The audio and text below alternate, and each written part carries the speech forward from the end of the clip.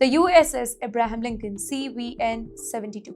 According to Iranian state-linked media, the massive American warship was operating in the Sea of Oman, not really far from the highly sensitive Strait of Hormuz, when Iranian drones allegedly attacked it.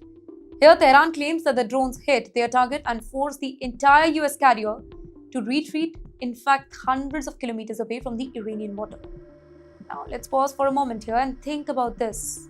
The USS Abraham Lincoln is not just any ship, right? It is 100,000-ton floating military base that carries dozens of fighter jets, advanced radar system, and thousands of American sailors. These carriers are designed to project the US military power across oceans. In fact, they usually travel with a protective shield of destroyers, cruisers, submarines.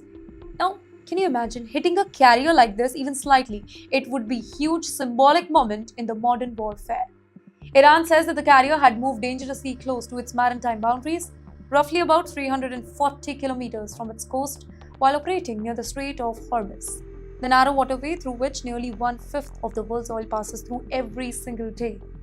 Here, Iranian officials claim that once their drones struck the area around the carrier, the American fleet quickly moved away and repositioned itself more than 1,000 kilometers from the zone.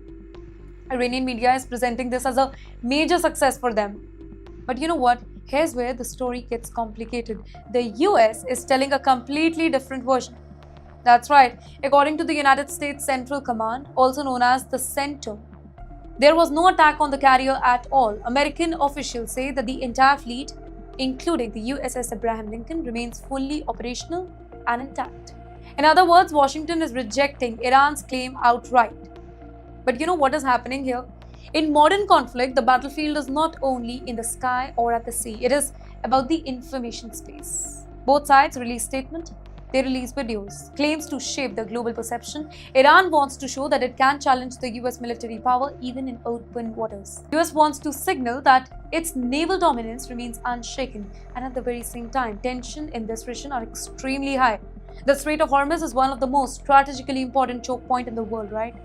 Oil tankers from the Gulf passes through this narrow corridor every day, supplying energy to Asia, Europe, beyond. Any disruption over here can immediately shake the global market and trigger fear of wider conflict. In fact, to make the matter even worse, Iran has warned that during wartime, it could restrict ships linked to the US or its allies from passing through the strait. In the meantime, Washington has been deploying additional naval forces to the region to protect its commercial shipping and maintain freedom of navigation. And this is where the bigger picture emerges. Iran has spent years developing low-cost attack drones, fast missile boats, and swarm tactics designed specially to challenge the large American ships. Military analysts often say that while aircraft carriers are incredibly powerful, they are also massive and relatively slow target. In crowded waters like the Persian Gulf or the Sea of Oman, drones and anti-ship missiles could pose a serious threat if launched in large numbers. So, what happens